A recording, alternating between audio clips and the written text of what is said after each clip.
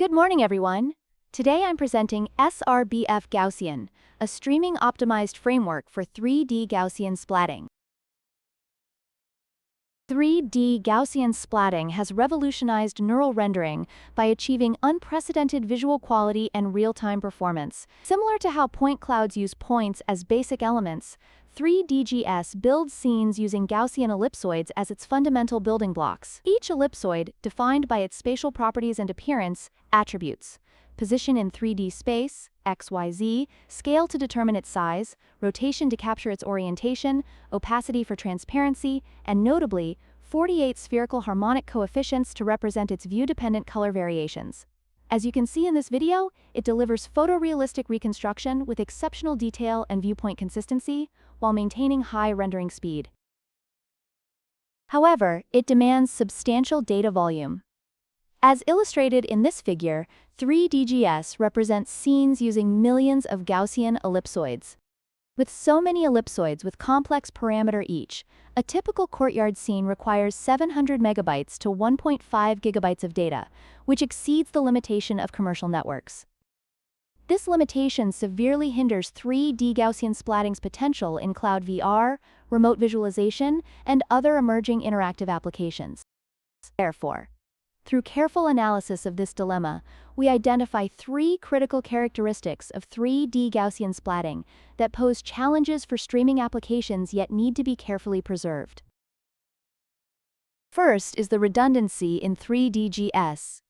As we have illustrated, each Gaussian ellipsoid contains 48 spherical harmonic parameters to represent color. By doing so, 3DGS can efficiently capture how the color of light varies as you look at an object from different angles. While SH are mathematically elegant, it also means waste in the streaming scenario. The problem is, SH coefficients form an inseparable mathematical basis. We cannot selectively transmit coefficients for specific viewing directions. Even when only a small part of the viewing angles is actually visible at the current viewport, we must still transmit all 48 parameters to reconstruct its color correctly. This makes streaming inefficient. To quantitatively analyze this visibility pattern, we conducted an experiment to measure how much of each Gaussian is actually visible from different viewports. We approximated each Gaussian using an 80-face polyhedron and measured the visibility of these faces across different viewing angles. The results were quite revealing. Approximately 40% of the Gaussians are visible from less than 41% of all possible viewing angles, and more than 80% of Gaussians are only visible from less than 60% of the viewing angles. Moreover, 3DGS suffers the downsampling issues. Unlike traditional image downsampling where quality decreases gradually, 3DGS behaves differently.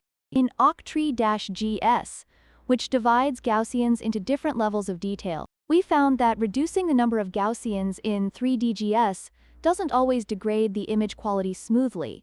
It's more like an on-off switch. For example, if we reduce the number of Gaussians to just 23% of the original, key details like a bicycle in the scene suddenly disappear.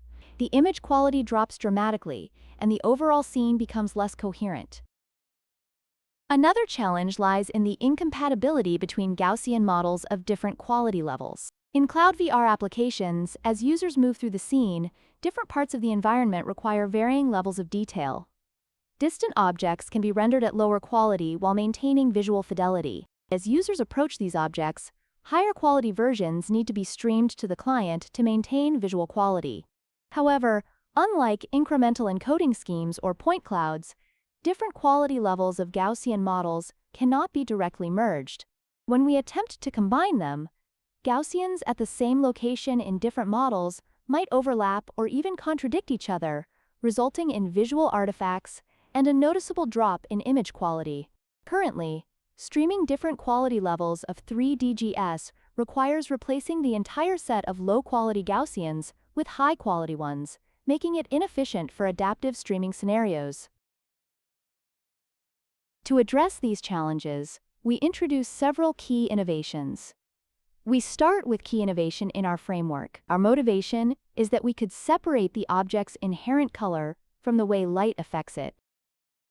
Think of it this way: a red apple is still red, whether it's in sunlight or a dark room. The apple's color itself remains constant, but the way it appears changes due to the lighting. This separation not only simplifies how we represent color, but it also makes streaming more efficient. So instead, we focused on a way to separate color and lighting information. We chose the HSL color space, which is a bit like breaking down color into its essential components. To further break the chain of SH function, we introduce radial basis function to approximate the lightning.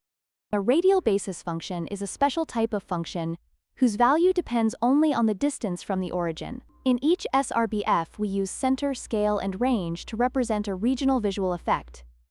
With many SRBFs, we can approximate the lightness of the Gaussian ellipsoid. Now let's talk about how we create these multi-bitrate 3DGS models.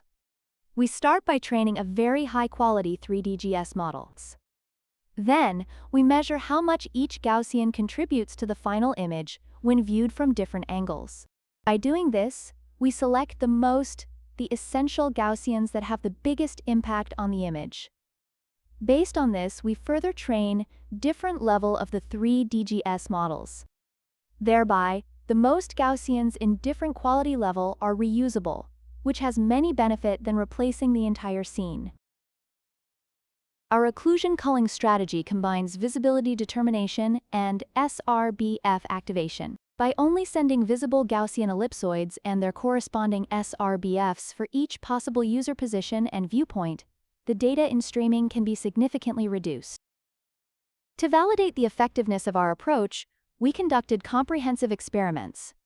First, this figure shows how well our method approximates the color of light. As we use more SRBFs, the accuracy of our representation dramatically increases. With a sufficient number of SRBFs, typically around 20, we achieve a very high level of accuracy with minimal errors. This figure highlights that our method actually performs close to the original 3DGS. This demonstrates our method's ability to capture subtle lighting effects with exceptional accuracy. We evaluated our system using quality of experience (QoE) metrics. Follows previous research. Our QoE assessment combines two key factors: visual quality measured by PSNR and latency penalty. Overall, our SRBF-Gaussian method comes out on top in terms of quality of experience (QoEs). It significantly outperforms the other methods, providing a smoother and more enjoyable experience for the user. In terms of visual quality, measured by PSNR, SRBF-Gaussian shines, especially at the beginning. You'll see a noticeable improvement in the first few seconds compared to the other methods. When it comes to latency, our method is the clear winner. We achieve significantly lower latency than the other methods, ensuring a much smoother and more responsive experience. We also conducted an analysis to see how much our methods actually reduce the amount of data during transmission. We found that 86.85% of the Gaussians were visible, and only 22.39% of the SRBFs were actually needed to accurately represent the colors of these visible Gaussians. This significant difference highlights the effectiveness of our approach. Next, we present a quantitative evaluation of the visual performance. The first table provides a detailed comparison of our method with original 3DGS. We also compared different color spaces in the table on right. We found that our HSL-based approach outperforms other options like YUV and HSV. This highlights the effectiveness of our color representation strategy in achieving high-quality and efficient 3D rendering. Our multi-quality training approach also demonstrates superior performance compared to octree-based Gaussian splatting methods. While octree-GS often loses scene details at low bitrates, our method preserves fine-grained information across different quality levels. This is validated by both visual assessments and objective metrics, including PSNR, SSIM, and LPIPS. The improved performance stems from our efficient reuse of Gaussians across different bitrate versions, ensuring consistent visual quality as the stream quality adapts. For more details, please refer to our paper. Thank you.